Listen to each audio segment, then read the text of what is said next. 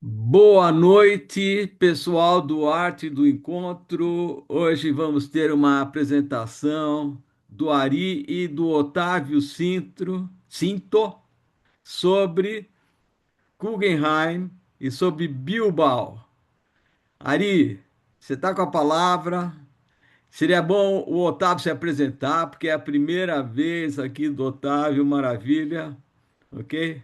Então, com a palavra. Bom, em primeiro lugar, Wagner, agradeço o convite e era para eu fazer a apresentação, mas como a nossa amiga Tuta disse, eu não entendo nada. Então eu chamei o Otávio, que entende de Guggenheim, e vai dar essa parte. Eu vou mostrar o que eu vi lá em Bilbao. Otávio, você está com a palavra. Apresente-se rapidamente e prossiga com a palestra. Ótimo, tá, obrigado, Ari. Meu nome é Otávio Cinto. Eu nasci em São Paulo, né? Eu já percebi que nesse grupo tem muita gente do Dante, e eu fiz a outra escola, naquela época era o Bandeirantes, né? Então, eu fiz o Bandeirantes, aí eu fiz o ITA também, na turma do Ari, e fiz a pós-graduação na Getúlio Vargas de São Paulo. Só que eu nunca trabalhei como engenheiro na minha vida, eu falo que eu fiz engenharia, mas eu não sou engenheiro, né? E eu trabalhei no Brasil durante 6 anos, até 1977, né? E aí a empresa que eu estava naquela época, uma empresa de consultoria grande chamada Booz Allen, me mandou para os Estados Unidos, com a ideia de que eu ia ficar aqui 2 anos, 1 ano e meio, 2 anos, e eu ia voltar para o Brasil, né? E eu nunca voltei. Quer dizer, então eu continuei, né, aqui. Eu morei 14 anos em Nova York, que foram anos extremamente importantes para mim, realmente foram os anos de formação, que eu diria. E aí eu mudei para Chicago, que é onde eu moro agora. Eu estou aqui em Chicago já há 30 anos, né? Eu acho que é a melhor cidade americana para você morar, pelo menos 8 meses por ano, né? Os outros 4 você passa no Brasil. E eu tô aqui já há muito tempo, tenho 2 filhos, né? Um mora em São Francisco e outra mora em Atlanta. Eu sempre gostei de arte, sempre me interessei, desde a primeira vez que eu fui para a Europa, quando eu tinha 20 anos, né? Mas nos últimos 10 anos eu realmente achei que eu devia ser desafiado, eu quis me desafiar para entender de arte moderna e gostar de arte contemporânea. Então, é isso que eu tenho feito. Eu conheço o caminho para você chegar a um ponto que você pode apreciar alguma coisa em arte contemporânea. É o que eu tenho feito, então, em termos de arte. Engraçado, eu recebi o Ari me ligou faz mais ou menos umas 3, 4 semanas, e ele falou para mim que ele queria que eu participasse dessa palestra, e por uma coincidência ele ligou, eu estava em Nova York. E por uma coincidência maior ainda, eu ia no dia seguinte para o Guggenheim. Então, quer dizer, eu achei que os astros estavam todos alinhados, né, para mim fazer essa palestra, para contribuir de alguma forma. Então, nós vamos, inclusive, o que eu vou fazer no final da minha apresentação agora é mostrar o que eu vi no Guggenheim há um mês atrás. Então, é como se vocês tivessem ido para o Guggenheim. Vai ser essa a minha intenção. Então, vamos começar então, Ari, por favor. Bom, aí está a fotografia, né, do Guggenheim, da forma que ele se apresenta. Isso já faz, não é uma fotografia tão recente, porque agora está cheio de carrinho vendendo hot dog na rua, já mudou um pouco, mas essa é uma estrutura absolutamente única em termos de museus, eu vou falar mais tarde sobre isso, né? E da década de 50, na verdade, é que quando esse museu foi inaugurado. Então, vamos lá, Ari? Então, eu vou falar. Eu vou falar sobre, na verdade, sobre quatro itens. Primeiro, a família, a família Guggenheim, que eu acho que tem que ser mencionada, o arquiteto, o que fez o museu, vou falar sobre o museu e depois vou falar também sobre a exposição atual da Carol Bove. E quer mudar então aí, por favor? A família. A principal pessoa, aí no caso do Guggenheim de Nova York, é o Solomon Robert Guggenheim, né? Ele nasceu em 54, 850, 1854, morreu em 1950, 1949. E ele, na verdade, é muito importante, mas o patriarca da família é o Meyer Guggenheim, que era o pai dele, né? O pai dele, ele migrou da Suíça para Filadélfia. E ele teve 10 filhos com duas esposas, né? Então o Solomon está cheio de irmãos, cheio de irmãs. E o pai dele, interessante, quando eu comecei a pesquisar para ver o pai, de onde é que vinha o dinheiro da família Guggenheim, eu vi ouro, prata, cobre, chumbo e bordados, né? Quer dizer, bordados. Como é possível bordados estar na mesma categoria desses metais que eles eram, na verdade, mineradores, tinham mineradoras, né? E o que aconteceu é que o Mayer, quando veio para os Estados Unidos, ele começou a importar bordados da Suíça. Isso foi o início e vender aqui. Isso foi o início do trabalho dele, né? Foi o início onde ele começou a ganhar dinheiro. E aí ele teve a visão, a sorte, o que você quiser chamar, de ir para o Canadá e para o Alasca e fundar uma, uma, uma empresa de mineração de ouro, né? Yukon Gold Company. E esse foi a fonte do dinheiro da família. Quando, em 1918, é onde eles estavam estavam no ápice da riqueza deles. Eles tinham 300 milhões de dólares naquela época, que hoje em dia seria dezenas de bilhões de dólares. Quer dizer, eles tinham muito dinheiro. E com esse dinheiro, toda a família, até as últimas gerações, vivem disso. Eu não sei o que eles fazem, mas eles têm dinheiro suficiente para, mesmo com 10 filhos, né, que ele teve, e esse dinheiro se espalhou pela família. O Solomon, ele começou a colecionar arte por volta de 1890, né? Quer dizer, ele começou colecionando arte absolutamente convencional, arte clássica, Renascença, ah, que era o que se fazia naquela época. Mas a mulher dele e uma amiga dele começaram a insinuar para ele, ou a convencer, que ele deveria começar a pensar em arte moderna. E foi o que ele fez. Ele começou a colecionar arte moderna, e como muitos museus, né, muitos museus começam dessa forma, mas em geral os museus têm 3, 4, 5 pessoas que trazem o dinheiro, né? Nesse caso, na verdade, foi só ele. E ele abriu o primeiro museu dele, que era na 52, em Nova York, em 1939, antes da guerra, né? Antes da guerra, é importante isso. E esse museu ele chamou, que eu achei o nome interessante, Museum of Non-Objective Painting, Museu de Pintura Não Objetiva, que é um termo que ele usou para a arte moderna, né? E que eu acho muito interessante, porque realmente a arte moderna pode ser considerada uma arte não objetiva. Em 1943, ele contrata, 43, ele contrata o Frank Lloyd Wright. E agora eu vou falar sobre o arquiteto. Ari, próximo.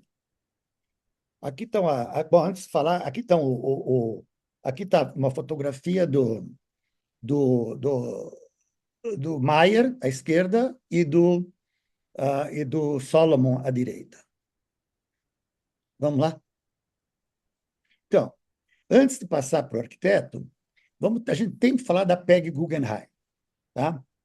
A Peggy Guggenheim era sobrinha do Solomon.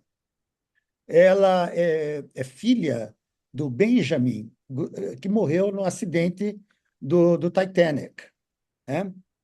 Ela, então, o Solomon era tio dela. Ela nasceu em 1898 e faleceu em 1979. Quer dizer, já foi um falecimento mais recente, né? E ela realmente era da pá virada, né? Para dizer em português claro, né? Segundo ela, declarações dela, ela era viciada em arte, era narcisista, era outsider, era uma mulher liberada, mas com distúrbios, era charmosa e inocente, era little girl, uma garotinha, e era um lobo solitário, né?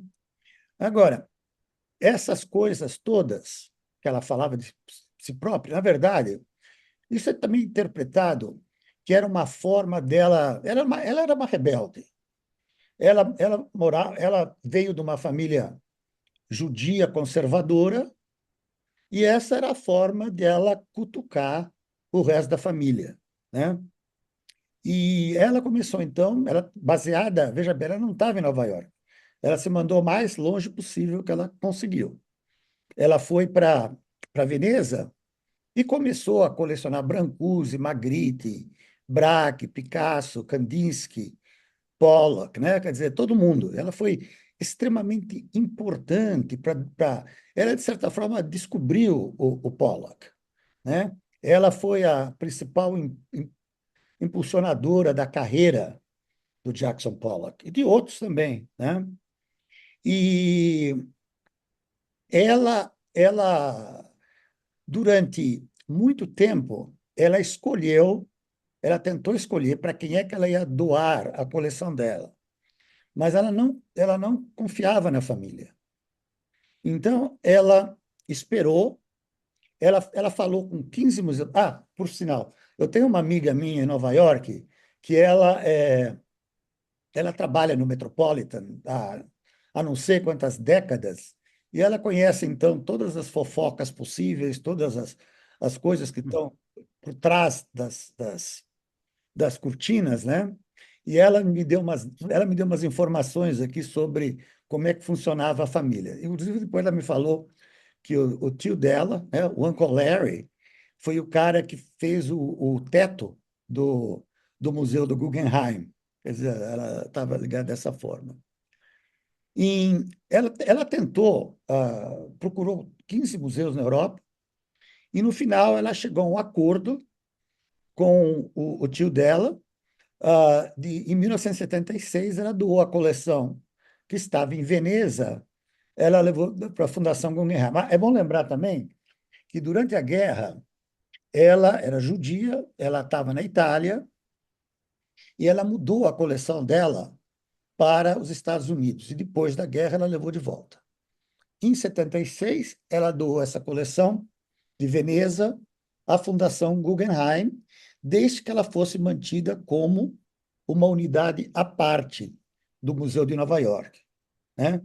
Então, isso daí foi, vamos dizer assim, o segundo braço do museu, né? Do Guggenheim. Então, próxima, Ari, por favor. Essa é ela, né? Você pode já ver que ela tem uma atitude meio displicente, né? De quem pode fazer o que quer quando você tem milhões e milhões e milhões de dólares em 48. Né? Próxima, Maria. Essa daqui, a próxima slide, por favor. Espera aí que deu alguma zebra aqui. Não, tá bom, tá bom. Faltou uma, não sei o que aconteceu com a outra. Opa, ah, Pode, tá. O pode jogo deixar, tá deixou o certo, Ari Ari. muito excitado hoje. Ari, tá certo, Ari, deixa assim. Tá bom. Não, Ela, não quero. o que talvez seja a pintura mais famosa dela é esse Jackson Pollock.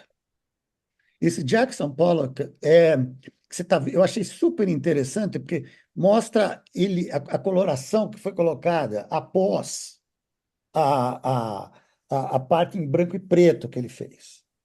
Esse é o maior Jackson Pollock que já foi pintado, estava no apartamento dela de Nova York, e, e como eu disse, ela impulsionou a carreira dele, né? E o que é interessante é que ela não doou esse quadro para o Guggenheim de Nova York. Ele está na Universidade de Iowa. Quer dizer, devia ser super interessante ir lá para ver, mas, aliás, nem sei se está exposto. Mas foi uma doação que é meio incompreensível. Ela deve ter tido suas razões, claro, mas esse quadro, então, está em Iowa, aqui, né, que é um estado agrícola, né, aqui, não tão longe aqui de Chicago. Então, próximo, Ari, por favor. Essa é a casa dela, era a casa dela, em Veneza, é uma casinha, né? E é aí que ela montou o museu e virou a casa e o museu dela, né? Próximo, Ari. Agora, a gente não pode falar na Peggy Guggenheim sem falar na vida sexual dela, tá? Que foi uma vida super ativa, né? Ela mesma declarou que ela tinha tido 1.000 amantes, mais de 1.000, segundo ela, né? E quem fizer umas contas aí descobre que é possível ter mais do que 1.000 amantes, né? E ela usava isso daqui a gente não sabe se está exagerado, se não está exagerado, mas ela realmente era uma garota sapeca, né? E tem alguns nomes aí dos caras que já foram, vamos dizer, confirmados, né? O Samuel Beckett, durante muito tempo, Marx Ernst, ela acabou casando. O Constantin, o Brancusi, né? Ela disse, uma declaração, que ela dormiu com ele, que era para ele reduzir o preço das esculturas que ela estava comprando dele naquela época. E tem, inclusive, o Jackson Pollock também foi. Mas o Jackson Pollock, vamos dizer, hoje em dia se considera mais um rumor do que qualquer outra coisa. Mas ele também já esteve nessa lista também durante muito tempo. Então, essa foi a Peggy Guggenheim, é a mais conhecida da família, né? Porque ela se fez a mais conhecida. O resto da família sempre foi bastante discreto. Ok, próximo, então, Ari, por favor.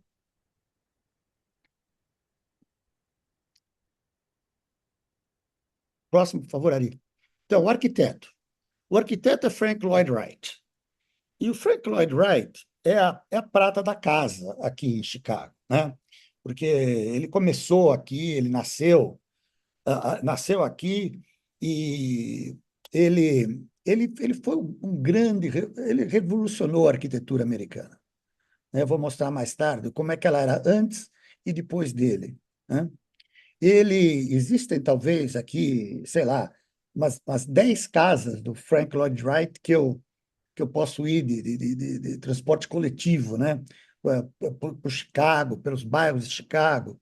Então, ele é uma pessoa muito presente no meio oeste.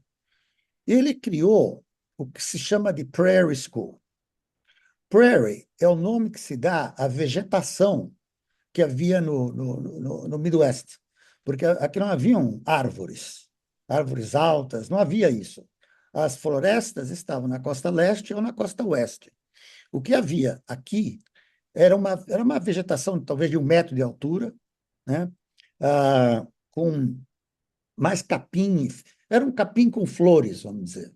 Isso que era o Prairie. E ele ficou chamado de Prairie School por causa que ela nasceu aqui. A, a, a revolução iniciada pelo Frank Lloyd Wright. Ah, é interessante que ele recebeu o pedido do Solomon em 1943, mas ele só começou a trabalhar no museu depois da guerra. E ele trabalhou durante 3 ou 4 anos no museu, até 59, que foi quando o museu foi inaugurado, o museu que está em Nova York. Agora, o Guggenheim, o Frank Lloyd Wright não gostava do lugar aonde que tinha sido escolhido. E ele queria, inclusive, diminuir o tamanho do museu, mas inclusive uma questão financeira, porque estavam saindo da guerra, mas o Solomon realmente bateu o pé e queria que fosse lá e queria que fosse do tamanho original. Hoje em dia, uma parte grande das obras do Frank Lloyd Wright estão na Unesco, quer dizer, ele é reconhecido realmente como um dos grandes da arquitetura. E esse prédio do museu é bem diferente de tudo aquilo que ele fez. É uma coisa, eu acho também super maravilhosa, né? Então, vamos lá, Ari. Próximo.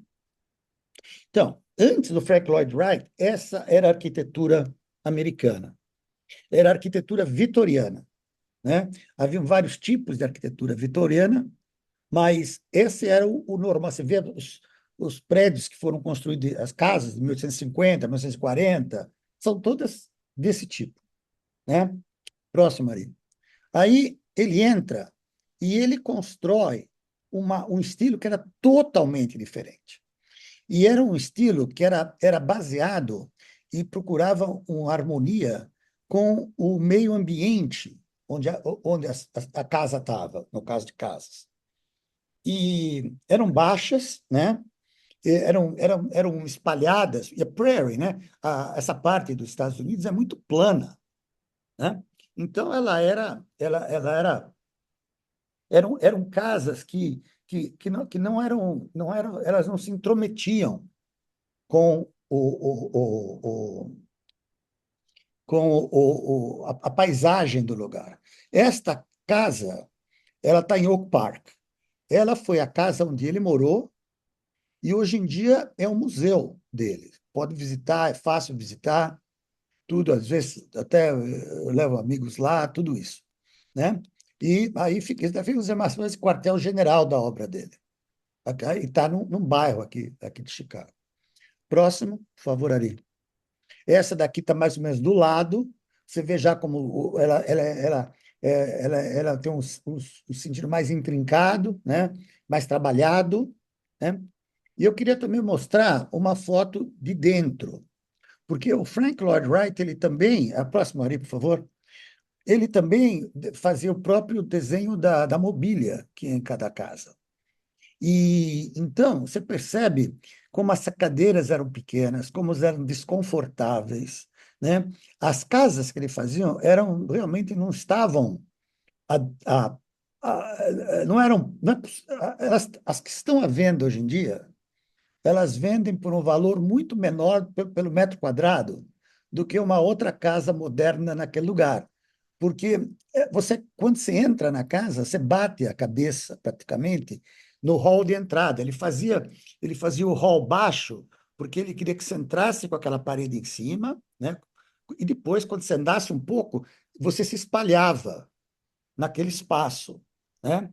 E tudo, na verdade, todas as cadeiras perto das janelas, ele também fazia tipo de. Você vê, inclusive, em certas peças europeias, você podia sentar perto da janela e é tudo desconfortável, né? Então, próximo ali. Essa daí é uma outra casa, eu só coloquei aí para você ver o estilo, chama Robbie House. E essa casa também está aberta para visitação, e ela está na área da Universidade de Chicago, né? Próximo aí. Essa daí eu tenho que falar, porque todo mundo fala, né? Essa é a casa mais famosa que ele fez. Chama de Falling Water, né? Falling Water. Ela está perto de Pittsburgh. Ela foi projetada e construída para um milionário de lá que tinha várias department stores, né? Na época. E o lugar é realmente isso que vocês estão vendo. É muito bonito. Está no meio do verde, né? E essa casa é um sucesso de arquitetura, mas não é um sucesso de engenharia, porque esses pilares que elas têm de sustentação embaixo, eles têm que ser modificados seguramente cada, cada, cada 10 anos, né? Acho que acabaram de ser, parece que agora é mais definitivo, mas ela sempre teve problemas, porque eles afundavam, né? Ok, Ari, próximo.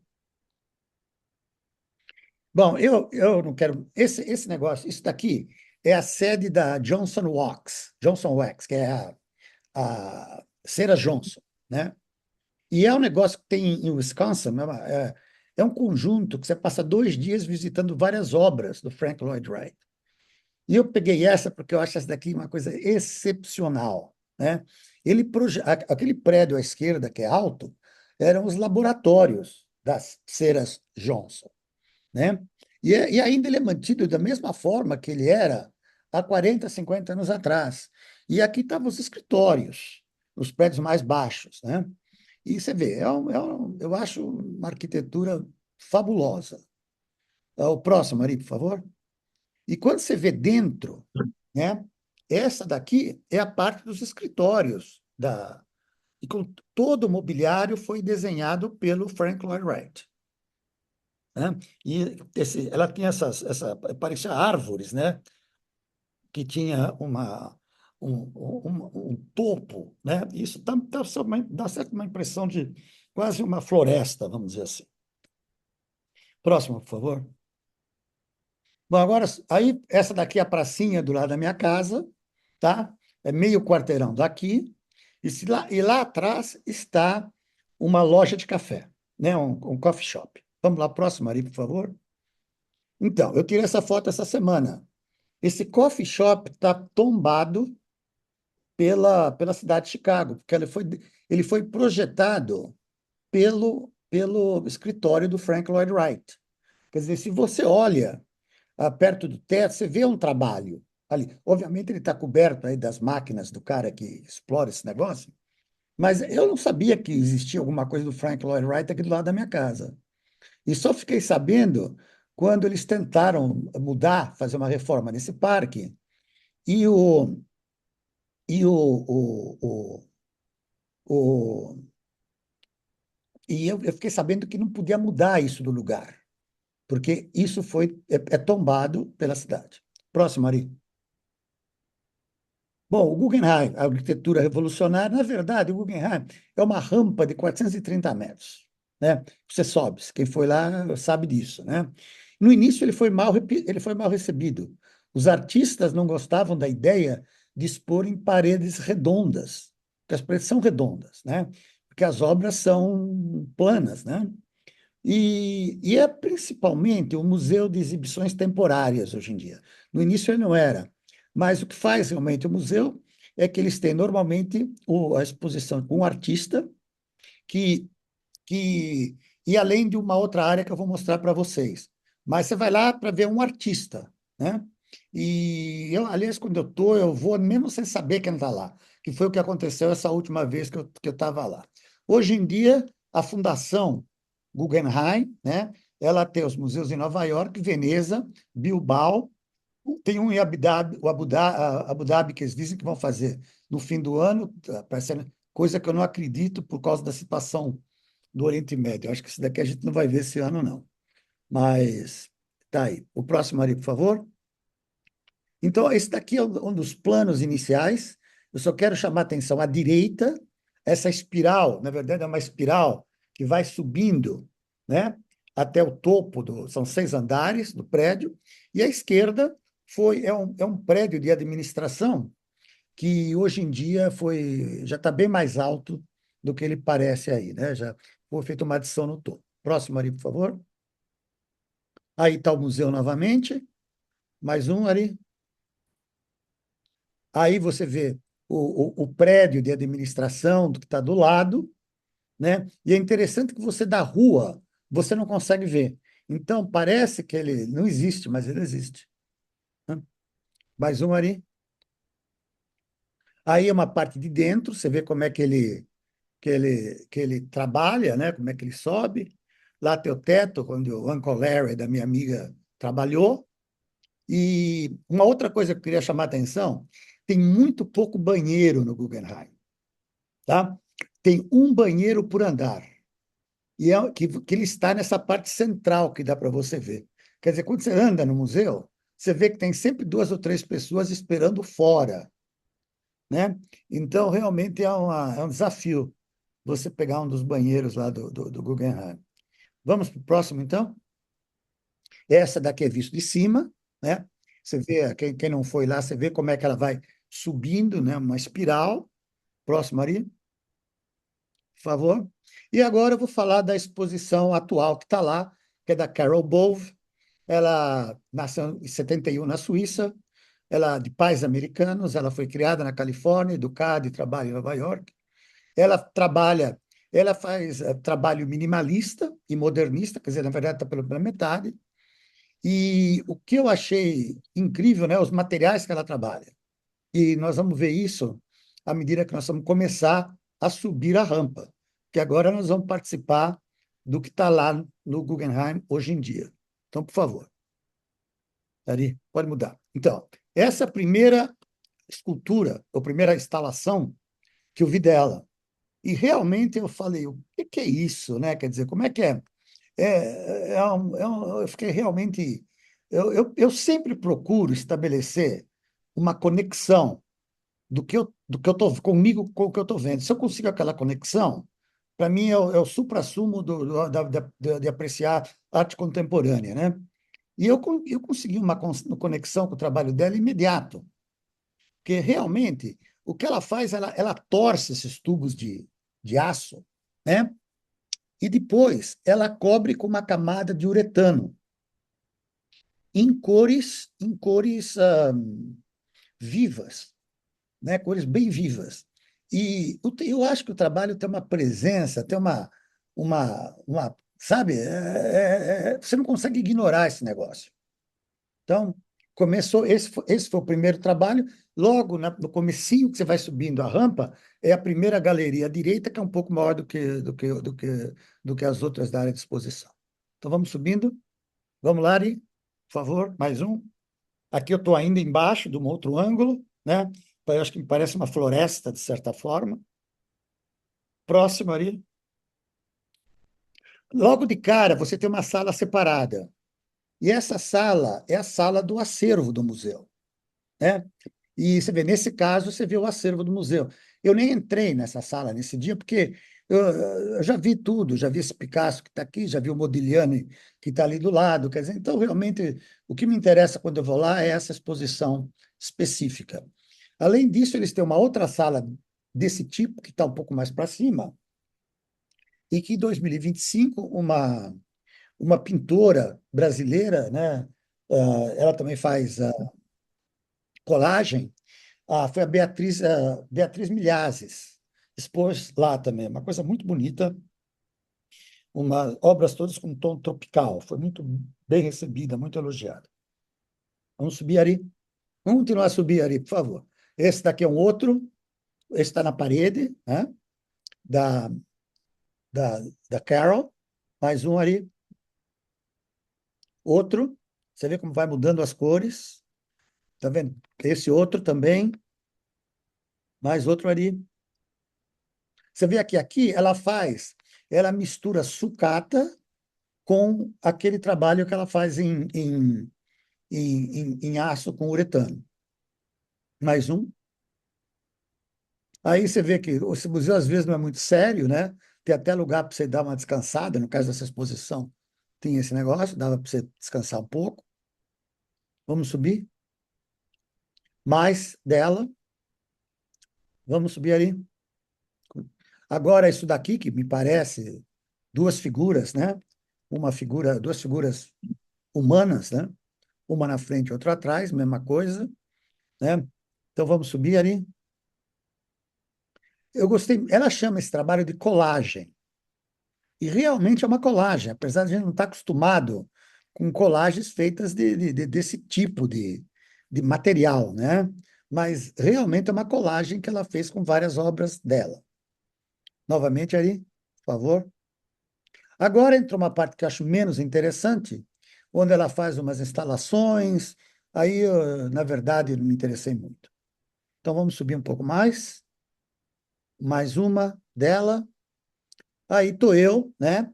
Já no sexto andar do prédio, né? Estou fazendo um selfie, dá para ver lá embaixo. Vocês podem ver que eu estou segurando aí o parapeito. Esse parapeito tem 90 centímetros de altura. Então, você precisa tomar muito cuidado para não ser a primeira pessoa que despencou lá de cima do Guggenheim e cair lá na fase de baixo dele, né? Então, realmente, você tem que tomar cuidado e segurar ali. Agora, vamos descer, Ari. Então, vamos descer rapidamente. Eu quero aí ter mais uma coisa. Agora, o que me fascinou dela é isso. Essa aí, para um pouquinho, Ari. Aí ela faz uma. Isso parece tecido. Isso daqui, você chega perto, dá vontade de você tocar, porque ela parece uma seda. O material ele tem ele apresenta essa flexibilidade. Você não pensa que aí dentro tem um tubo de aço dobrado, né? E eu quase que toquei, mas obviamente não toquei. Mas dá vontade de tocar. Mais um, tá ali. Está vendo? Como parece um papel amassado, né? E quando você chega perto, realmente a, a superfície desse negócio que ela consegue com uretano, realmente achei fabuloso. Nunca tinha visto isso. Próximo, ali. E aqui tem uma outra, né? Feita em cinza, também. E essa daqui é o fim da minha apresentação agora. Eu vou passar para o Ari, que vai falar, então, de Bilbao e vai falar também do Guggenheim de Bilbao. Ari? Muito bem, muito obrigado. Excelente apresentação. Está dando para ouvir, né? Então, vamos voltar à questão de Bilbao. Primeiro, vou falar um pouquinho de Bilbao. Bilbao, para quem não sabe, e eu não sabia antes de lá, fica bem no topo da Espanha, na parte norte, bordeando o Oceano Atlântico, né? Fica, vamos dizer, na mesma direção de Andorra, perto de Barcelona, vamos dizer assim, um triângulo entre Barcelona, Madrid e Bilbao. A população de Bilbao é de 350 mil habitantes, mas Bilbao tem uma área metropolitana muito grande, que beira 1 milhão de habitantes. Então, a área inteira é relativamente bem populada. Não dá para falar de Bilbao sem falar do País Basco. É uma coisa interessante. Quer dizer, o País Basco, e ainda hoje existe essa denominação, embora, vamos dizer, politicamente não exista essa denominação, mas ele fica metade na Espanha e metade na França. Quer dizer, tem cidades aqui que são também consideradas do País Basco. Eu tive aqui em Bilbao, que está por aqui, depois fui para San Sebastián e de manhã peguei um ônibus, fui até Bayonne e voltei. Então aqui é tudo País Basco. O País Basco tem uma teoria que diz que ele é anterior ao Império Romano. E isso é bem possível porque a língua basca, eu vou dar alguns exemplos logo a seguir, não tem nada a ver com latim. Quer dizer, é o único país que não fala uma língua derivada do latim, como o francês, o espanhol, português, etc. Ele foi conquistado em 1512 por Castela e, no século IX, começou a haver um início de um nacionalismo basco. E, no século XX, houve a ETA, que era uma organização guerrilheira que queria separar o País Basco da Espanha. Durou entre 1959 e até 2018. 2018 encerrou, depuseram as armas e acabou essa briga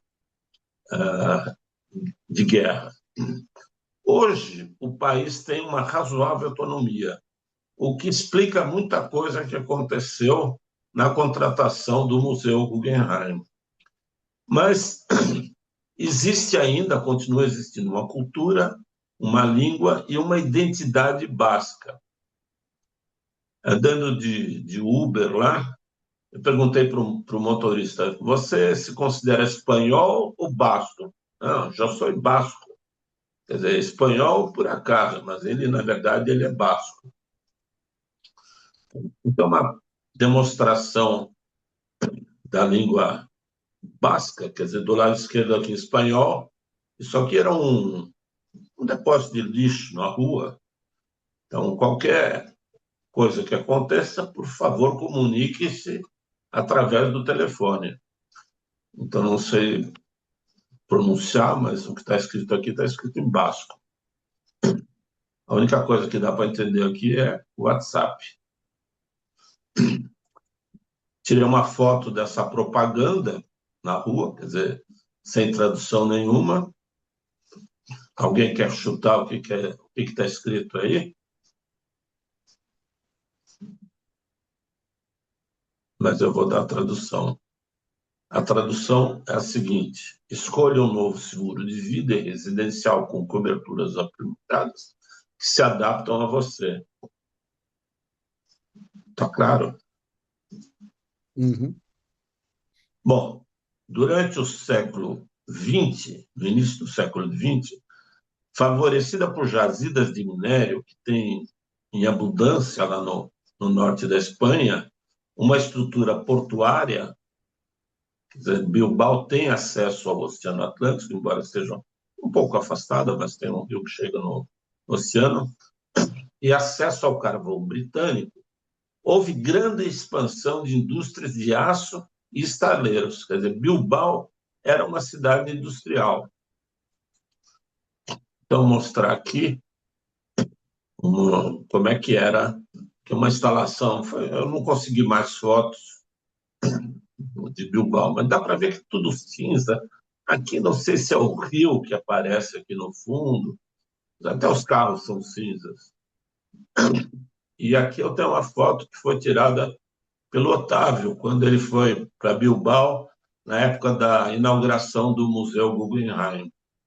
Quer É, comentar alguma coisa, Otávio? eu posso falar um minutinho sobre isso? Quer dizer, Sim, um eu, minutinho. o museu, o museu abriu em 97, né? Como a Ari vai falar. E eu, logo, 3, 4 anos depois, eu estava numa viagem para Bordeaux com um grupo de 5 amigos. Na verdade, ah, Dois casais. então, 2 casais estão aqui, né? Estão quase todos aqui, né? Tá a Um Rosa casal aqui aqui presente, e o que era Paulo eu, e a Yoshida, minha que esposa. também está, o Paulo Yoshida, que deve estar na audiência também. Então, nós fomos para Bordeaux, né? Aí eles voltaram, voltaram ao Brasil, foram continuar a viagem, e eu fui até Bilbao. E quando eu cheguei, eu tive realmente olha, eu fiquei assustado com a cidade. A cidade era preta, era preta ou cinza. Era um negócio meio até aterrorizante, fantasmagórico, eu diria, né? E naquela época, eu me lembro, porque tinha tanta fuligem o que vinha das acearias, da indústria pesada que circundava Bilbao, eu até ficava preocupado. Eu falei, será que dá para tocar a parede desses muros, essas coisas? Porque realmente, olha, era a cidade mais feia e mais escura, mais que eu já havia visto. Então, eu comecei a andar um dia dentro dessa parte da cidade, na direção do rio. E a hora que eu chego no Rio de Janeiro, no Rio, eu vejo o brilho do museu, do Guggenheim. Então, o brilho intenso, quer dizer, o contraste, é como se você estava num túnel escuro, preto, fechado, e que você sai e lá fora tem essa joia de arquitetura do Frank Gehry que brilhava, realmente brilhava. Então, essa foi a minha experiência pessoal aí no meio desse negócio todo. Ari? Bom, no final do século XX, a concorrência internacional tornou obsoletas as indústrias locais, gerando crise, desemprego e estagnação da economia. Quer dizer, aço, produção de aço começou a ficar mais barato em outros lugares, eles foram perdendo competitividade. E foi uma crise atrás da outra. E aí, o que fazer?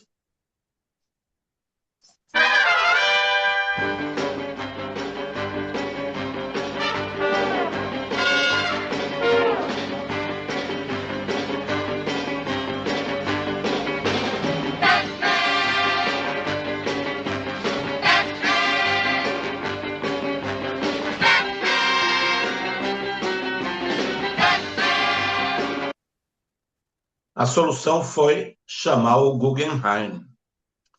Então, eu vou contar como é que aconteceu esse fantástico turnaround de Bilbao, que eu fiquei impressionado. Quer dizer, eu vou contar os personagens, contar os fatos, quer dizer, é baseado em fatos reais. Como a gente já viu numa palestra recente aí, ninguém sabe o que é verdade. Eu tenho algumas informações de como ocorreu essa negociação, que eu vou contar. A primeira personagem dessa negociação é essa senhora chamada Carmen Jiménez Martín. Eu gostei muito das fotos dela. As fotos dá para ver que são bem pousadas e compostas. Ela nasceu em Casablanca, em 43, época do franquismo, lá, filha de espanhóis exilados. Foi estudar ciência política e história da arte em Paris. Em 1983, já com o Franco fora da Espanha, ela passou a ser diretora de exposições do Ministério da Cultura da Espanha. E em 1989, por uma feliz coincidência, talvez, ela passou a ser curadora do Solomon Guggenheim Museum. É considerada uma das maiores conhecedoras da obra de Picasso. Bom, o segundo personagem dessa história é o Thomas Cranes. Ele nasceu em Nova York em 46, formou-se em economia política, fez mestrado em arte e MBA em Yale. Ou seja, ele tem uma formação em economia, mestrado em arte e, ao mesmo tempo, MBA. Antes do Guggenheim, ele tinha trabalhado em 2 museus menores que ele transformou completamente. Ele dirigiu o Guggenheim de 88 a 2008, colocando a sua marca, uma gestão do museu como um negócio. Depois ele brigou com a diretoria do Guggenheim e saiu. Mas a filosofia dele sempre foi, quer dizer, a arte é um produto como qualquer outro. Então, ela deve ser negociada, vendida, né? E não simplesmente você administrar um museu como se fosse uma instituição de arte, quer dizer, o que os outros museus fazem, preocupar com exposição, com obras. Ele tinha uma visão do business em relação ao museu, e ele expandiu o museu internacionalmente. O terceiro personagem é o Afonso de Otazu, e ele nasceu em San Sebastián, em 49, faleceu em 2022. Ele era um grande intelectual e era conselheiro do Ministério da Cultura espanhol na época da criação do Museu Guggenheim de Bilbao. Ele teve uma pequena participação nesse affair, na contratação do museu, mas foi decisivo. E o último personagem é o Juan Luis Lascurain. Ele nasceu em Bilbao, formou-se em economia e ele fez carreira no serviço público. Ele sempre foi funcionário público, de carreira, foi subindo. Na época do projeto Guggenheim, ele era deputado foral da Fazenda, que é o nome que eles dão para secretário de Finanças de Bilbao. Bom, como nasceu o projeto? Em 1990, Thomas Cranes, diretor-geral do Museu Guggenheim, estava procurando expansão internacional para gerar caixa para o museu. O museu é um negócio interessante, porque qualquer museu desses aí, eles têm um patrimônio sem medidas. Só que, na verdade, o museu com aquele patrimônio não gera nenhuma caixa. Ele só gera caixa se as pessoas forem visitar o museu. Então, ele teve essa ideia. Eu vou expandir o museu internacionalmente e, com isso, ganhar dinheiro para fazer coisas do museu. A Carmen Jiménez, que recém-nomeada curadora-geral do Guggenheim, achou que Bilbao poderia ser uma alternativa. Quer dizer, ela tinha acesso a ele, começou a conversar, viu isso. Ela conversou com Alfonso Otazu, do Ministério da Cultura, e ele recomendou que ela não oferecesse o projeto à área cultural de Bilbao, mas sim a quem tinha os recursos para fazer essa transação. A Carmen Jiménez, então, propôs a ideia ao Juan Luis Lascuran, que era o secretário de Finanças de Bilbao. Esse cara se encantou com o projeto e viu o potencial que o projeto poderia trazer como parte do processo de recuperação da cidade. Quer dizer, foram coisas que foram acontecendo e, basicamente, esse cara que decidiu que fazer um museu seria uma coisa viável e que poderia recuperar a cidade. As negociações foram secretas. O acordo foi assinado em dezembro de 91.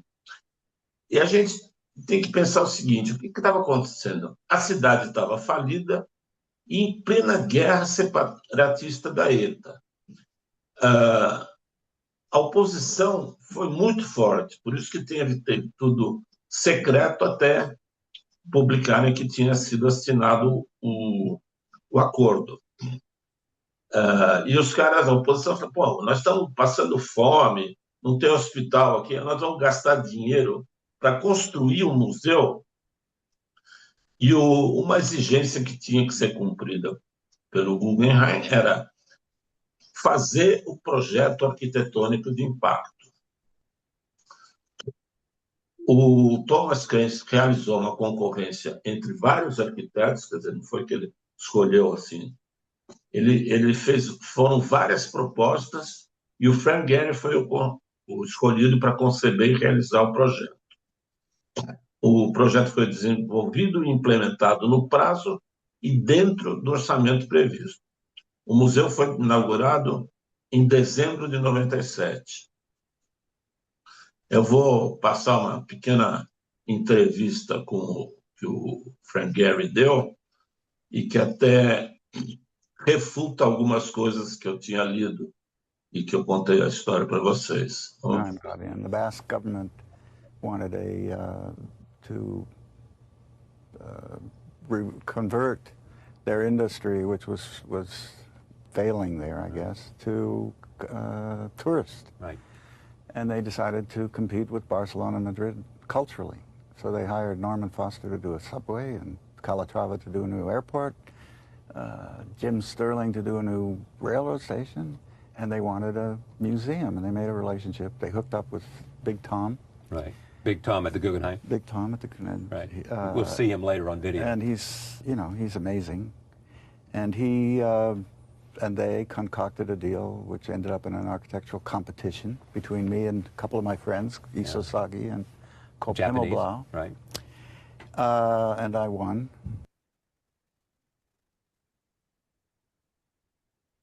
É interessante, só voltando um pouco, é interessante que ele conta uma história diferente, né? Na história dele, os caras que procuraram o Tom Kearns, do Guggenheim, para pegar a concessão do museu. A história que eu tinha lido é que o museu estava procurando um lugar para expandir. Então, não sei qual é a verdade. Agora, alguma coisa interessante. O acordo entre o governo basco e a Fundação Guggenheim, o País Basco financiou todo o projeto. Quer dizer, o projeto da obra, a construção, terraplenagem, tudo. E ainda pagou 20 milhões de dólares para a Fundação Guggenheim para assessoria. A Fundação Guggenheim entrou com a marca, o conhecimento de um museu e o acesso à sua coleção internacional. O projeto foi um sucesso total. Já no primeiro ano, o número de visitas, mais de 1 milhão, superou as expectativas mais otimistas. A cidade foi totalmente repaginada e de centro da indústria do aço e estaleiros passou a ser uma cidade turística. O efeito que o museu conseguiu para a cidade foi chamado de efeito Bilbao. Tentaram reproduzir esse efeito em algumas cidades, mas até onde eu sei não teve nenhuma que conseguiu o mesmo sucesso. Eu tirei algumas fotos como turista. Infelizmente não sou um conhecedor de arte como Otávio. Eu visitei o museu mais como turista do que como apreciador de arte. Essa obra, eu tinha notado aqui embaixo o que era, mas eu, infelizmente, tive um problema com o meu monitor e eu estou sem as anotações. Mas é uma obra extensa de um artista conhecido.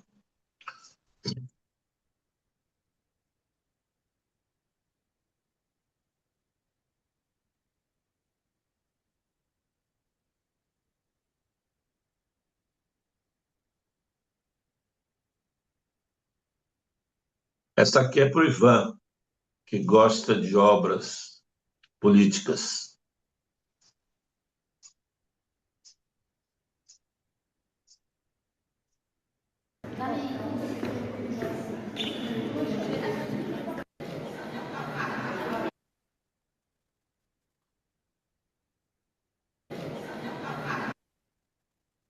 Peraí.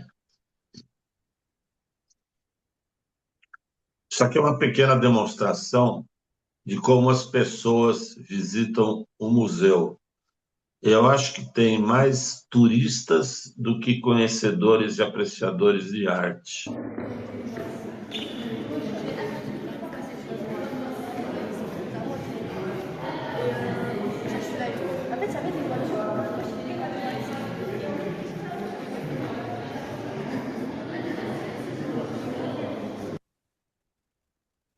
Interessante a reação das pessoas, né? Quando eles percebem que você está filmando, fotografando, porque eles não sabem o que você está fazendo, né?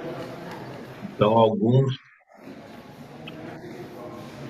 ao fundo, minha sócia, ó, o cara parou, aí eu abaixei a câmera, o cara continua andando, porque é uma forma de controlar a multidão de turistas que visita o museu.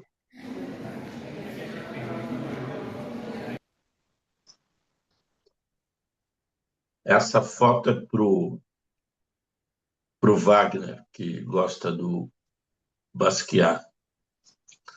O título da obra é O Homem de Nápoles, né? El Hombre de Nápoles, ou Man from Naples.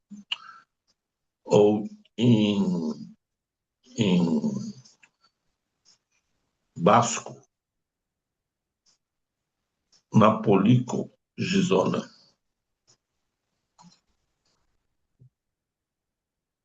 Eu, pesquisando para fazer a palestra, eu descobri um comentário sobre essa obra. A obra se chama O Homem de Nápoles. E esse homem era um cara que organizou uma exposição do Basquiat numa galeria lá em Nápoles. E o Basquiat, embora o cara desse algum dinheiro para ele e tal, o Basquiat não gostou dele, achou que ele era um porco capitalista. Então ele fez essa obra voltada para o cara. Quer dizer, você vê que o porco é um símbolo capitalista. Então você vê que tem dinheiro, um montão de xingamento aí, que foi a forma do Basquiat se vingar do cara que ele não gostava. Isso aí foi o mais perto que eu cheguei do Rosco, porque uma das coisas que me interessou era conhecer essa obra do Rosco que está no museu, no Guggenheim de Bilbao. Mas eu cheguei lá, a obra tinha sido emprestada para outro museu e eu acabei, o único jeito de ver a obra foi na lojinha de bijuterias lá do museu. Agora eu vou mostrar o que aconteceu com Bilbao depois de 30 anos no museu. Otávio, se senta para ver o que a cidade é hoje. Uhum. Bom, primeiramente, isso aí é o cartão postal da cidade. Essa vista é do hotel que eu estava. Eu estava no hotel ao lado do museu. Ou seja, todo o turismo gira em torno do museu. E o museu tem uma característica, ele é feito de folhas de titânio e ele muda conforme o tempo. Então, você vê um museu, se tiver sol, fica um museu brilhante. Se tiver nublado, ele fica meio cinza. Opa.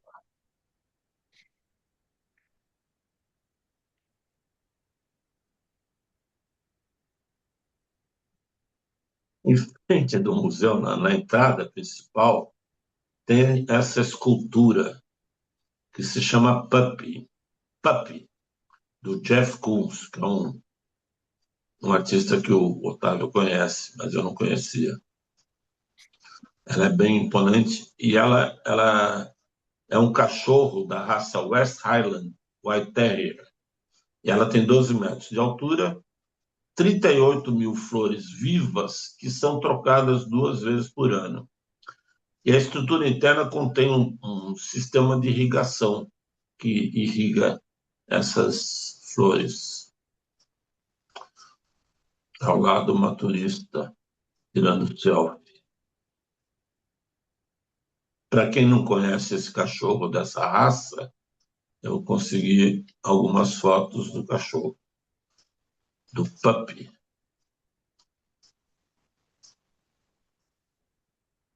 Bom, agora um passeio que eu fiz pela cidade, naquele ônibus Hop-on, Hop-off, e fui tirando fotos. Dá para ver que a cidade é simplesmente linda.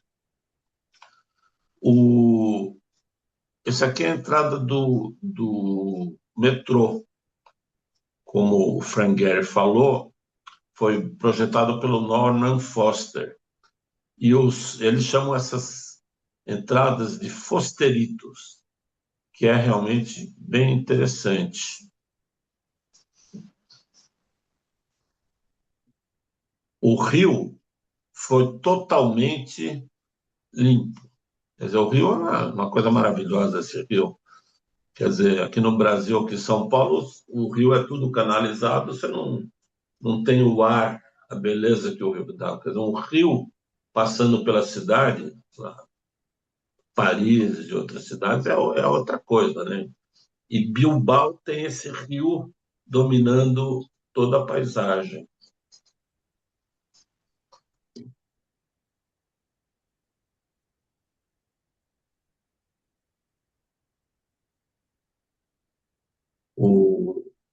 Dando um spoiler para a próxima apresentação, o Haroldo vai fazer uma apresentação sobre Cabo Verde. E ele me disse que Cabo Verde é tão fotogênico que é fácil tirar foto. E a mesma coisa eu achei dessa cidade aí. Quer dizer, as fotos, elas aparecem sozinhas, você não precisa ser um grande fotógrafo para tirar uma... Tem que ter uma noção, mas as fotos aparecem sozinhas. Eu fiz um pequeno vídeo mostrando o aparecimento de uma ponte que o Calatrava fez. Além do aeroporto, ele fez essa ponte atravessando o rio, que tem toda a cara de Calatrava, né? Eu fiquei, como o Otávio disse, eu tive uma conexão com essa ponte. Eu fico, quer dizer, todas as obras do Calatrava me fascinam. A ponte especial. A ponte tem uma característica. Esse piso era todo de vidro.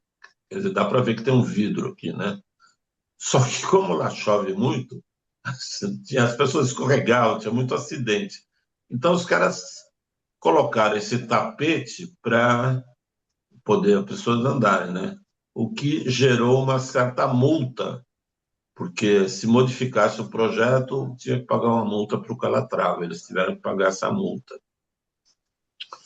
Essa aqui é uma cidadezinha perto, quer dizer, a área metropolitana de Bilbao, a cidade chama Guecho, e é uma cidade, principalmente uma cidade de veraneio dos empresários da época do aço, né? Uma cidade muito bonitinha. Quer dizer, uma cidade, um bairro, não sei, uma localidade. E para encerrar, eu tirei umas fotos dos pinchos, que são os tapas, né? Na Espanha, em muitos lugares, eles dizem tapas. E aqui eles chamam de pinchos. Para falar a verdade, não achei eles muito saborosos. Mas eu achei interessante o seguinte: aqui, quando você sai para tomar chopp, vamos uma porção de bolinho de bacalhau. Aí todo mundo tem que comer bolinho de bacalhau, que é batata frita. Todo mundo batata frita. Lá, como são porções individuais, você vai lá, escolhe, não, eu quero um desse, um desse, um desse. Pega um de cada, a outra pessoa pega outros, quer dizer, cada um pode comer o que gosta. E outra coisa, o chopp lá, que a minha sócia está tomando aí, é uma coisa fantástica. Eu procurei descobrir por que, com vários conhecedores de cerveja, ninguém conseguiu me explicar por que o chopp de lá é tão bom. É um chopp mais denso, mais encorpado, não é um chopp ralo, como aqui no Brasil. Obrigado pela atenção e pela paciência.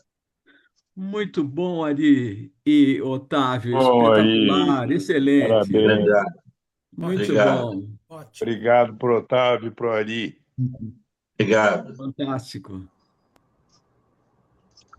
Ari, você sabe o que significa ETA? Eita, sei, É. mas não lembro. País Basco e Liberdade. Isso, Basco e Liberdade. O E é de Basco e o Eu A me é Liberdade. lembro, eu me lembro das lutas e, enfim, eles eram ETA e o IRA, eles na mesma época eles estavam em ação. É, É, É, arrasa, mas resolveram parar. Muito bom, mas arrasa. gostei demais, foi fantástico, muito legal. Formaram uma bela dupla. é. É, excelente. É. E o Otávio, excelente, hein, Otávio? Primeiro, hein? Primeiro, Primeira de hein? muitas. Primeira de muitas, né? É, muito bom, Bom. ótimo. Tá bom, gente. O José Luiz era casado com uma pessoa, uma amiga muito querida, que era a filha de bascos, não é? E que o pai jogava pelota basca e era um grande jogador que viveu nos Estados Unidos e depois foi para o México e ela nasceu no México, não é isso, José Luiz? Sí, A Coro. Maria del Coro. María del Toro. Sim. Eh, la mayor parte de los jugadores de High Light pelota vasca son vascos. Sim. Aham. Sim, a pelota basca é o esporte nacional lá nos Países ¿Sí? Bascos, né? É, muito legal. Muito bom. Alguém queria fazer algum comentário? Mas dessa apresentação delícia, adorei o Batman, viu? Excelente. E olha, eles, enfim, eles foram, Bilbao e tal, se aproveitou da entrada da França no mercado, né, no mercado comum europeu, que veio muito recurso, tanto para, da França não, da Espanha, tanto para a Espanha como para Portugal, né? Eu imagino que isso ajudou também esse efeito Bilbao, né? Sim. José Luiz. Sí, me no, no asistí la completa la primera presentación. Sin embargo, estoy totalmente de acuerdo con la capacidad artística. Yo creo que Frank Lloyd Wright es el punto de inflexión de la arquitectura americana, norteamericana, eh, más, sin duda, más importante, y su influencia ha sido tremenda. La segunda me gustó mucho, pero hay varios problemas que yo vi o que veo. Y los problemas son si el turismo es un objetivo que, que quede sobre la vida real de las ciudades. Hay muchas quejas en Barcelona, en Madrid, en Nueva York, en Hamburgo, en París, en Tokio, en Kioto, por las por la cantidad de turistas que, sobre todo en el verano, tienen que soportar. A mí me parece exagerado, pero yo nunca he vivido en una ciudad que sea arrasada por el turismo. Me gustaría conocer la opinión de Ari de este problema, si se empieza a reflejar, si se ha reflejado en, en la realidad de las ciudades. Olha, Sim. eu no ano passado, Ari, você quer comentar, falar antes, depois eu Fala. falo. Não, fala Bom, no você, ano depois eu falo. passado eu tive em Roma e eu senti essa pressão dos turistas, é uma coisa inacreditável. E na semana passada eu estive na Espanha e particularmente em Valladolid e perguntei para o pessoal, por sinal, uma cidade linda, maravilhosa. Também 350 mil habitantes e a área metropolitana é mais ou menos de 1 milhão. Uma cidade incrível. E eu perguntei para o pessoal sobre turistas. Eles falaram que realmente tem bastante turista, mas que não interfere e que tudo funciona igual. Eu não sei, talvez só nos grandes centros que esse impacto é maior. Nas cidades menores, me parece ser menor. Eles falaram que os turistas não perturbam de jeito nenhum e é bom, não é? Então, eu achei interessante. Talvez Bilbao aconteça o mesmo que Valladolid, não sei. Mas Bilbao é mais famosa, eu sei lá. Então, Ari e Otávio, o que vocês você, acham? você, Quer dizer, falar da minha experiência, eu acho que Bilbao não é tão chocante assim. É uma cidade pequena, mas a área de lazer assim está afastada da área de trabalho, então acho que não atrapalham os turistas.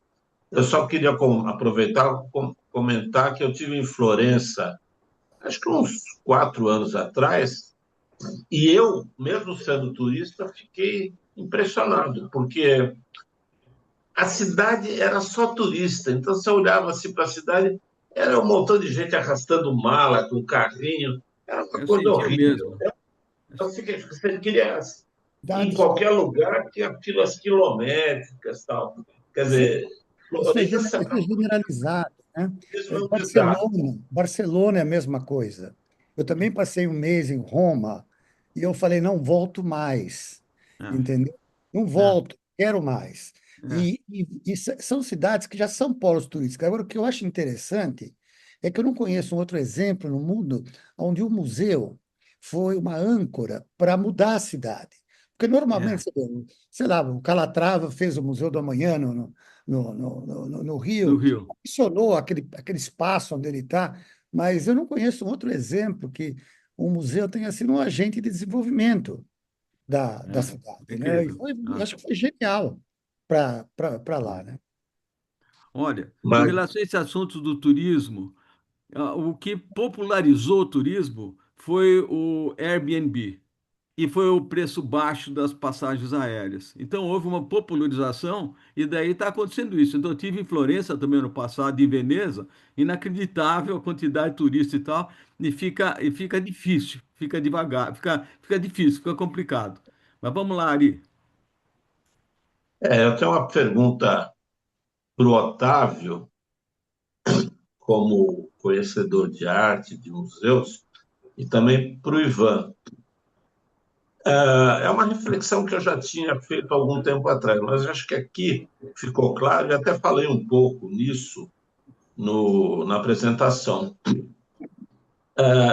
Até pegando carona no que o Otávio falou, quer dizer, esse efeito de criar, de um museu transformar a cidade em centro turístico, eu acho que o museu, pouca gente que vai no museu realmente gosta de museu. Os caras vão lá porque são turistas, ficam lá passeando, não entendem nada. Assim como eu, que não entendo nada, eu vejo os caras passando, não tenho a mínima noção de que que é o que eles vão fazer lá. Me lembra antigamente tinha aquelas exposições, feira do automóvel, feira da indústria, e eu, uma época, trabalhei numa empresa de informática, e a gente tinha stand numa feira de informática, e os caras levavam lá panfleto velho, que já estava defasado.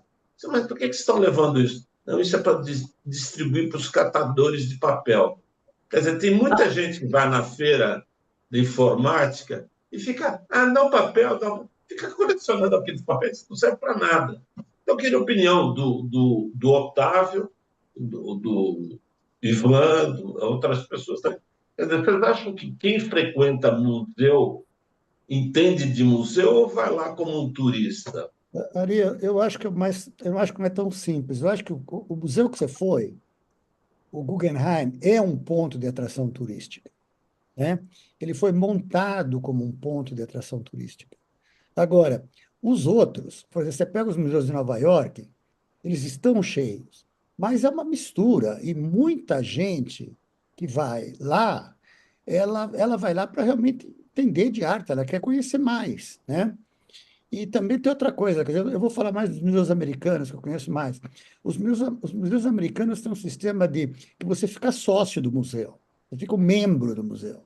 Você paga US$ 100 por ano e aquilo te aproxima do museu. Você não vai pagar US$ 100 por ano para lá fazer um turismo de vez em quando. Então, você tem uma porcentagem relativamente grande de gente que realmente está interessada em ver. Agora, não há dúvida que há uma porcentagem ali, sei lá, 30%, 40%, que está ali para tirar fotografia na frente da obra, né? Que a gente vê muito também em museus no Brasil. Mas com isso eu deixo a palavra para o Ivan, que entrou agora. Oi, Ivan, é, é eu, Zé Luiz, primeiro o Wagner. É José Luiz. Então vai. Sí, eh, una cosa que a mí me atrajo mucho del Museo de Bilbao fue el primer lugar cultural con un uso enorme de titanio. La estructura es atractiva, pero es un metal muy resistente, muy fuerte, muy caro y muy difícil de reparar. Si hay algún conflicto con el titanio, no se puede soldar sino en instalaciones especiales. Y en alguna época los ambientalistas dijeron que se estaba desperdiciando las reservas de titanio. No es ese el problema. El problema es que no es tan costoso hacer estructuras de titanio que no cualquier arquitecto, no cualquier proyecto se atreve a utilizarlo. Pero es de avanzada, hay que ver cómo se comporta y yo creo que el resultado fue extraordinario. Muito bem. Ivan? Sim, eu estive em Bilbao, mas foi antes da abertura do museu, e mais ou menos na mesma época que o Otávio teve também, e a minha sensação era a mesma de vocês, uma cidade industrial, decadente, cinza. E eu queria lembrar vocês também que acho que assim, o museu teve uma importância muito grande nessa recuperação aí de Bilbao, mas Bilbao já era naquela época um polo gastronômico importante na Espanha também, né? Acho que isso aí também a gente tem que levar em consideração. A culinária basca tem alguns pratos emblemáticos e já se comia muito bem. Depois, com a fama, eles fizeram um eixo de alta gastronomia que ia de Bilbao a Catalunha, do País Basco até a Catalunha, e o melhor restaurante do mundo, que é aquele tal de El Bulli, que todo mundo já viu falar, do Adriano Ferrar. Isso acho que ajudou também na propagação da cidade.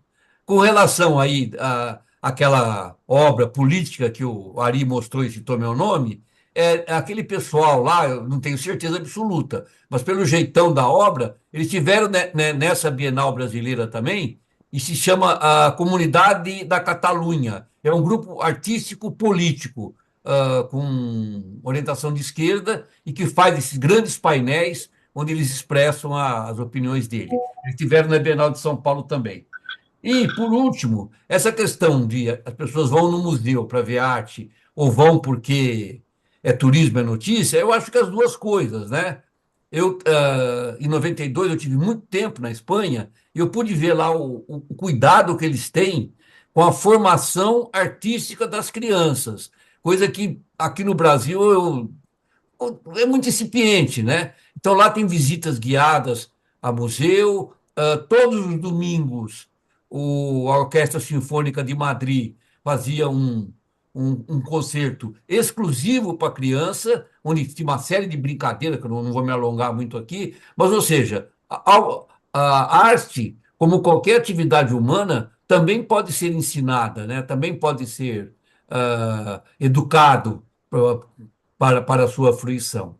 É isso que eu tinha a falar, mas queria depois ouvir o Otávio Ari aí, o que eles acharam da gastronomia do local lá, porque eles têm, os píntios são muito famosos, logicamente tem piores, tem melhores, mas a bacalhau ao piu-piu, por exemplo, é um ícone da culinária basca. Obrigado, gente. Boa noite. Eu acho que é uma das melhores lugares do mundo para você comer frutos do mar, para você comer peixes, de onde vem também, né? E eles também têm, né?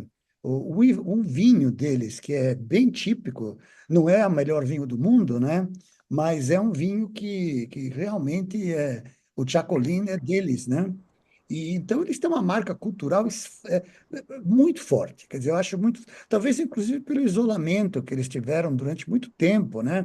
Que o Ari falou, é uma parte da Europa que já existia antes do Império Romano. E, então, não, eu acho. É uma viagem maravilhosa, eu acho. Ainda mais agora que as paredes estão limpas, né? Muito bem. Mais algum comentário, pessoal? Bem, opa, fala, já que você está no mudo, hein? Pode falar. Não, eu só queria reforçar essa ideia de que algumas cidades estão ficando impossíveis de turistas. Eu tive uns 3, 4 anos na Espanha, em Barcelona. Era insuportável. Não dá para dizer, gente. Aquelas ramblas, aquelas ruas, eram um fluxo de gente inominável. Era uma coisa horrorosa. Você não entrava em lugar nenhum para comer. Você não. Estava tudo um museu, era um inferno. Aham, Realmente, a minha impressão da cidade foi um inferno. Enfim, era só para aham, reforçar isso. E, de fato, eles estavam muito irritados com o turista, com toda razão. é, Ah, ok. Deixa eu complementar uma coisinha rápida também. Fala. Eu esqueci desse assunto. Todo mundo quer o turista, mas o turista que gasta dinheiro, vamos dizer assim, né? Não vamos particularizar aqui, mas assim, há muito turismo hoje em dia de pessoas que vão mochileiros, etc., que não trazem benefícios para as cidades, que trazem incômodos. Quando eu estava na Itália, na última vez, cheguei a ver um artigo lá. Os italianos estão pensando agora, por exemplo, em Cinque Terre, onde é possível se controlar o acesso, limitar o número de pessoas que visitam as cidadezinhas lá, inclusive taxá-las. Coisas assim de US$ 80 por dia para visitar cada cidade, para desembarcar nas cidades. Capri também está pensando em alguma coisa semelhante. Então, isso aí também acho que vai ser uma tendência que nós vamos ver agora aí nos próximos 10 Concordo. anos, a cobrança de pedágios para a gente acessar. Até no Brasil agora já está tendo isso também, né? Mas esse é um assunto assim que dá um debate palpitante, realmente. É isso. Otávio. Eu vi uma entrevista, só para Ô, dar Wagner, uma eu também entrevista com levantei um a mão. museu. Eu vi uma entrevista com a Catalunha tem um ministro que está encarregado de diminuir o turismo. Ele é o ministro de diminuição de turismo, né? Agora, que é uma. Aí o entrevistador começou a perguntar como é que ele ia fazer, né, para diminuir o turismo, né? Obviamente, eles vão diminuir o número de carros, vão diminuir o número de hotéis, vão diminuir o número de Airbnbs, né? Mas quando você vai percebendo pela conversa dele, eles tiveram, acho que esse ano, 14,7 milhões. Então, eles colocaram um limite, eles não querem que passe de 15 milhões. Ou seja, não é reduzir para 11. Eles querem manter os 15, mas eles querem aumentar o nível de turismo, né? Aquilo que você está falando, né? Eles querem aumentar o nível de turismo, que é uma coisa que cidades como Nova York, por exemplo, tem que fazer. O nível de turismo em Nova York abaixou violentamente do que era 30 anos atrás. E é um problema. Eles querem que a gente gaste mais, não que vá lá só para comprar tudo em liquidação e volta. Esse pessoal vai para o museu sem estar interessado realmente no que estão nas paredes do museu, né? Maria Eugênia. Boa noite para todos. Eu não estou aparecendo porque eu estou com um problema no olho meio nojento, eu não quero que vocês me vejam. Tá, Mas ok. é o seguinte, eu só queria lembrar só que uma cidade também que mudou demais em função de uma mudança urbanística e arquitetônica que foi Barcelona. Eu conheci Barcelona antes e depois das Olimpíadas. É Sim. assim, uma mudança total. Barcelona também era cinza, suja, escura, você não via o mar estava tampado por um monte de construções portuárias decadentes. E eu voltei anos depois, depois das Olimpíadas, eu não acreditei no que eu estava vendo. Foi assim, uma mudança radical. Isso também acelerou muito depois, intensificou muito o turismo em Barcelona, porque a primeira vez que eu fui para Barcelona, ela não era uma cidade turística, ela era meio uma São Paulo, né? Era um lugar É, industrial e interessante. financeiro, corria muito dinheiro, os espanhóis do Sul iam para lá para trabalhar, né? O pessoal do Sul da Espanha imigrava para trabalhar lá, mas era uma cidade feia e difícil, fechada. E ficou maravilhosa, né, com essa música. Quer dizer, já tinha aquelas coisas lindas do Gaudí, tinha um monte de coisas bonitas, mas a cidade em si era uma cidade muito feia. E hoje em dia ela é muito linda, e por outro lado tem esse Muito bom. acesso de Esse efeito da turismo. Olimpíada, né, Maria Eugênia? Eu acho que foi, né? Eles Foi. investiram numa mudança radical, né, na É. cidade. Você sabe que eu tive em Guadalajara nos Jogos Olímpicos, Jogos Pan-Americanos e participei, trabalhamos lá na mobilidade em Guadalajara. E o pessoal falava que queria fazer o mesmo que aconteceu em Barcelona, de transformar a cidade. E realmente fizeram investimentos e tal, e ficou bem interessante. A outra cidade foi o Rio, que também se falava em ter algo similar a Barcelona, mas se fez muita coisa. Mas o Rio melhorou. É que passou crise depois, mas melhorou. Toda a região portuária ficou espetacular. Então, mas Tiraram, aí que tiraram tá, aquele Wagner, a viaduto cidade ficou horroroso bonita. e transformaram. Ficou maravilhoso lá, aquela A região. O cidade problema ficou é bonita, crise. Wagner, arquitetonicamente, mas a vivência da cidade ficou bonito para turismo, né? Eu É, achei que Barcelona ficou uma cidade melhor para sem quem vive dúvida. lá. É que a Não sei também. magnitude é diferente, É. enfim, economia melhor, tal. Mas enfim, é isso. Mas Guadalajara foi bem interessante o que aconteceu também. E por causa dos Pan-Americanos lá em 2011. 2011. É. Tinha sido também a Copa lá, não tinha sido, Wagner? Oi? A Copa do México tinha sido em Guadalajara também? Foi, Tinha, uma mas aí parte foi na sim. década de 70, em 1970, né? Foi, Não, né? 84, eu acho. 84. Não, a 86. Copa. Ah, é 86, 86. né? 84, mas não foi por causa da Copa. Quer Foi dizer, antes, né? a cidade já é uma cidade, já era legal. Eles fizeram muitos investimentos na área de mobilidade e se referindo à perspectiva de ter algo como aconteceu lá em Barcelona. Wagner, será que não é isso que faltou no Rio? Eles investiram em mobilidade também? Investiram, investiram, Investiram?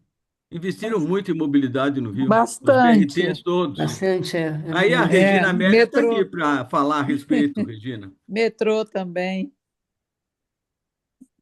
Fala aí, Antes, Regina. Regina, você está com problema no olho? eu não. Então bota a câmera aí, bota a Não, mas câmera. eu estou já assim preparada para dormir. Não, mas conta o que aconteceu na área de mobilidade, Regina. Foi o grande legado da Olimpíada, né? Tinha-se a história com Barcelona. Eu também conheci Barcelona antes e depois. Quando eu falo para minhas irmãs e meus amigos que só conheceram depois, não A Regina acreditam. foi diretora do metrô e diretora Dos trens Ah, da organização, a entidade de organização da Olimpíada, lá no da Rio. Olimpíada. A diretora de transporte. Fiz o planejamento. Então, é muito complexo, né? O que aconteceu com Barcelona foi um investimento enorme do governo para receber a Olimpíada, né? Depois de Barcelona, nenhuma cidade investiu tanto quanto lá foi feito, né? Então fica aquele imaginário de se fazer o que Barcelona e tal. Porém, é o que o Wagner está falando. A mobilidade nas Olimpíadas, a Copa não tem investimento nenhum, Não. mas a Olimpíada sempre tem investimento e tem legado, né? No caso do Rio, se não fosse a Olimpíada, a gente não teria o metrô que vai para a Barra, a gente não teria os BRTs, a gente não É, teria o plano de mobilidade que ficou para a cidade, né? A cidade, concordo. a qualidade de transporte no Rio depois de 2016 é tremendamente Mudou superior, da água para o vinho. né? Da água, parte de poluição, tudo isso acabou, né? É, A gente tem uma qualidade de transporte melhor que muitos lugares, que até em São Paulo, né? Porque São Paulo eu também concordo, é muito tem bom. coisas excelentes, mas tem coisas não tão boas. E o Rio tem um nível de qualidade hoje em dia, mas o Rio é uma cidade com estigma e tal, todo mundo fica, o Rio, horror e tal. Mas o transporte, o aeroporto, todos os dois aeroportos, foi assim um investimento fantástico. Então, a parte de transporte foi uma mudança, foi um legado que ficou. Agora, É, os outros, a parte que o Wagner falou, realmente a parte do porto e tal, é uma revolução que aconteceu, né? é, E agora vai ter uma continuidade ali na área do Sambódromo. Foi lançado o projeto também de revitalizar ali. O objetivo do Rio é fazer o que a Europa fez lá no início do século XX, transformar, né, o centro em residencial e tal. Isso está sendo feito aos poucos, e é demorado, mas é, isso está sendo feita uma mudança urbanística no centro da cidade, nas áreas no entorno da cidade, que era muito degradada, era área de prostituição e tal, que hoje em dia já está bem recuperado, né? É ali até é. onde o Ascânio tem o ateliê e tal. É uma área que está ficando muito, muito interessante. Dois Então, a terços da Olimpíada, população, 2 terços, a desculpe, Olimpíada Regina, mas é a cidade que tem mais transporte, mais se usa transporte público no E Brasil. aí teve a crise, aí hã? Não entendi. É a cidade que mais se usa Não transporte entendi. público no Brasil, No o Rio. Brasil, é. Inclusive, São Paulo passou o transporte privado, passou o público. O Rio, É, 70% ainda é público, né? é. Então, tem é totalmente diferente e mudou, assim, antes de 2016 e depois de 2016, né? É o que eu já falei aqui, né? Eu vendi meu carro, né?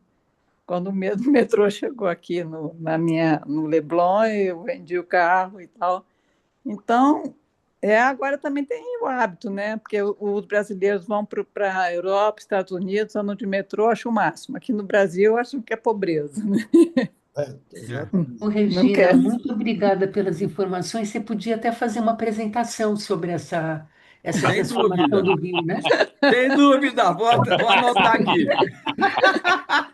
Não, Anota aí, super anota legal. aí, Wagner. Anota aí. Põe a Já data, anotei, já põe a anotei, já data. anotei. Só se for junto com o Wagner, porque Vamos fazer, Regina, vamos fazer. porque, inclusive, eu contratei ele em todas as fases, né? Tanto de metrô quanto da Olimpíada também. Acho que Ele vai tem ser super tudo. legal para a gente conhecer melhor.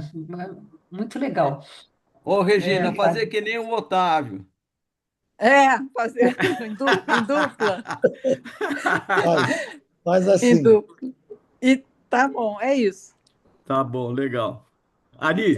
E vocês têm que vir ao Rio, né? Porque ninguém vem ao Rio, Não. vocês ficam fazendo só almoço aí, Mas eu jantar. fui, né? Faz 2 semanas eu Só tive, mas foi você. rapidinho. Tá certo.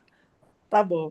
Ari, Eu ia fazer uma pergunta para o Ricardo sobre arquitetos, mas eu fazemos já isso vi uma aí. mensagem que ele foi Ari, na. vamos fazer o Oi. seguinte. Eu até anotei Calatrava para você fazer uma apresentação. Eu, eu Tá tenho. anotado Você aqui. sabe que o Calatrava teve um dia que a gente saiu aqui no Leblon, encontramos aqui na minha casa. Eu tenho o Ah, é? livro dele, ele e o filho. Ele Então é é um a cara Regina. muito, muito interessante. Você com a Regina, Ari. Não é Você a com a Não, eu Regina, só porque a Regina. conheci Regina é que nem ele, o Otávio. A saí para Regina é tomar igualzinho o caipirinha. Otávio. Saímos para tomar caipirinha na Academia da Cachaça. Mas fala. Mas o Não, Calatrava é o máximo. Já anotei aqui a Regina junto com você. eu sou, Eu, só, eu sou o coordenador de palestras. Eu subcontrato os palestrantes. Mas como eu tenho direito à palavra e não tenho a pergunta, eu queria só, já que nós estamos na Copa, vocês estavam falando em Guadalajara, eu queria só deixar registrado que na Copa de 86, eu estava trabalhando, na época eu trabalhava, faz tempo, e eu fui num congresso lá nos Estados Unidos, lá perto do México, e eu tinha um casal de amigos que morava no México. Eu fui lá visitar eles na Cidade do México. E eu fui para Guadalajara, eu assisti um jogo Brasil e França. Não sei se vocês lembram desse jogo, Oh, Brasil dureza, e hein? França. Hã? Foi Eu duro esse saí do jogo, jogo. de tanto que eu gritei. O Zico perdeu um pênalti durante o jogo e o Sócrates, a partida foi para disputa de pênaltis e o Sócrates enterrou o Brasil. A violência foi tanta que até derrubou aqui o celular. Mas era só deixar registrado isso. Não era Anota aí Itália? para. Como? Não era Itália? Itália? Não, foi França. Era Brasil e França Quem França. falou mesmo? aí? Como Eu? assim? A Eu Rosa quem? está aí. A Roça está aí? A Eu Rosa está nem aí tinha faz sentido. tempo, Ari. Ela viu toda a tua apresentação. Estou aqui Toda de não, toda testemunha, não. olhando. Mas foi em Guadalajara. Fui no México e depois fui para Guadalajara assistir essa. Mas a vingança, como é que é? Come crua, né? A vingança foi hoje. Aqueles espanhóis maravilhosos afundaram a França. Mas era isso. Muito bom. Então, gente, Excelente palestra, Muito boa parabéns. apresentação. Na semana que vem, nós vamos ter então uma apresentação sobre Cabo Verde, que foi uma visita do amigo aí do Ari e da Rosa, que ele fez antes da Copa lá em Cabo Verde. Durante a Então, Copa. foi antes da Copa. Não, foi durante. Foi durante Não, a Copa? É, não. quando o Cabo Verde. Opa, a Rosa ficou emocionada e colocou no mudo. A censura É a entrou. justiça divina. É a Rosa, justiça tira do divina. mudo isso. Agora Ele fala o que você ia estava falar. lá no dia que o Cabo Verde ganhou, não sei de quem, ele estava lá, ele mostrou a legal. comemoração. Quem que eliminou Cabo Verde? Ah, não sei. Não, mas foi num dos jogos que o Cabo Verde ganhou. Ah, que Primeiro legal. Argentina. jogo. Primeiro jogo que Argentina. ele Foi estava duro, lá, né? entendeu? Muito bom. Então, Agora, aproveitamos aí essa oportunidade e fizemos já a Muito programação bom. dele, porque ele daí não tem muito tempo, enfim, Ótimo. ele sempre viaja e tal. Então, Ele ele está tem a sempre. disponibilidade, nós encaixamos. E daí eu Maravilha, remanejei a programação para incluir ele na semana que vem. então, maravilha. última pergunta. Fala, Ari. Para Quem quem? que vai ganhar amanhã, Argentina ou Inglaterra? Inglaterra. Eu Argentina. também acho que é a Inglaterra. Inglaterra. Inglaterra. Também acho. Vamos, Bom, Eu vamos entendo aguardar. nada de futebol, mas parabéns, meu Ari, desejo. parabéns, Foi Otávio. ótimo, Obrigado, Otávio. obrigado. Obrigado. Excelente Parabéns, apresentação. Otávio. Muito obrigado. Esperamos as Adorei. Ótima próximas Parabéns, apresentação. Otávio. Depois em da Bom, Calatrava, parceria. estou esperando do Ótimo. Calatrava do Ari, porque já que ele teve uma conexão com aquela ponte, né? Teve uma conexão com a Foi ponte. muito É. bom, Não, muito Otávio, bom. você vai ter que falar do Calatrava. O Calatrava não é de Nova York, lá do, Não, ele fez. Do Não. óculos? Não, do óculos, óculos, ele óculos. tem uma cidade das artes na Espanha, né? Que realmente ele fez a ópera, ele fez o museu, ele fez tudo isso, né? Qual é a Na cidade? ópera a Eu gente até viu no falaria, Tenerife. Qual é a começa com cidade, V, Otávio? começa com V. Eu até falaria que eu tive lá, mas se eu falar que eu tive lá, eu vou ter que fazer a apresentação. Ah, Qual é a faz, cidade? faz, Fala aí. faz. Não sei. Eu vou falar do Ari, Calatrava quando eu falar Ari, você vai das ter que vinícolas, chamar Wagner. o Otávio e a Regina para fazer essa apresentação de Calatrava. Eu Boa! vou botar a dedicatória que o Calatrava fez para mim para E vocês Regina, verem. olha, Regina, Ah. eu vou para o Rio, tá? Eu vou para o Hã? Rio toda hora. Então, aquilo que você falou que o pessoal não vai para o Rio, no meu caso Ah, aqui, então tá. não Então sabe, tá? aparece aqui. Você não vai para o Rio, Otávio? Eu vou toda viagem. Eu vou, toda vez que eu vou para o Brasil, eu vou para o Rio. Eu acho Ah, Então bom. Rio, vamos combinar, a gente se reúne lá. exatamente. Boa ideia. Se Eu reunir adoro assim, fazer Uma viagem. sugestão, A- Wagner. Ari, eu Fala aí, Mário. vou mandar essa dedicatória para agora, botar no grupo agora. Legal. Tem uma Tá. mão física levantada aí, o A mão Mário. física, não achei a mão Vai, digital. Já que o Ari vai falar sobre Calatrava, uma sugestão é o Otávio falar sobre Frank Lloyd lá em Chicago. boa. Está muito baixo, não deu para ouvir. Falar sobre quem? Frank Lloyd Wright. Ah, esse é o. Meu, Frank Lloyd Wright é o Otávio, pô. Eu acho que eu já Sim, falei para o tudo que eu Otávio. podia falar. Tudo que eu sabia, eu já falei hoje, mas tudo bem. Não, tem muita coisa para falar sobre Se isso. cuide, Otávio. Olha, Mas eu vou acho. anotar Wagner. também, just in Alguém case, devia só para fazer uma ficar as palestra sobre o ideias. Frank Gehry. O Frank Gehry, que foi criticado, né, por usar titânio, etc., né? Ele faz coisas absolutamente incríveis. Ele fez o Museu Louis Vuitton em Paris, né? Maravilhoso, O Bois de maravilhoso, Boulogne, que é uma coisa maravilhosa, né? maravilhoso. Quem mesmo? Frank Frank Gehry. Gehry. Frank Frank Gehry. Gehry. Frank Ok. Gehry. Ai, A maravilhoso. Rosa vai fazer uma apresentação sobre o Museu Louis Vuitton, em Paris. É ruim, exatamente. hein? Eu É sou pior que difícil. o Otávio. Ô, Rosa, Eu Acho que fujo. a Rosa já foi mais museu que eu fui, eu imagino. Nós nunca comparamos as notas, mas do jeito que ela viaja, eu acho que ela É deve ter. verdade. A e de Rosa já visitou arquitetura. mais países que o amigo dela, fotógrafo, com certeza. Não, meu amigo fotógrafo, acho que já me venceu. Ele está no 200 já. Ele está perto dos 200. Ele falou que está Está perto, 180 é isso aí, aí, no alto. Mas só 190, por aí. mas só tem 200 no mundo, né? A meta Ele dele vai é chegar em fazer tudo. 200. Uma coisa assim. A meta dele é chegar nos 200. 200, é. Não. Ok, gente. Bom, Muito bom. gente, Valeu. Tá. Fantástico. beijos, foi Parabéns aí, pessoal. maravilhoso. Adorei. Parabéns, Beijo. Boa adorei. noite. Beijo, Tchau. tchau. Até logo. Tchau.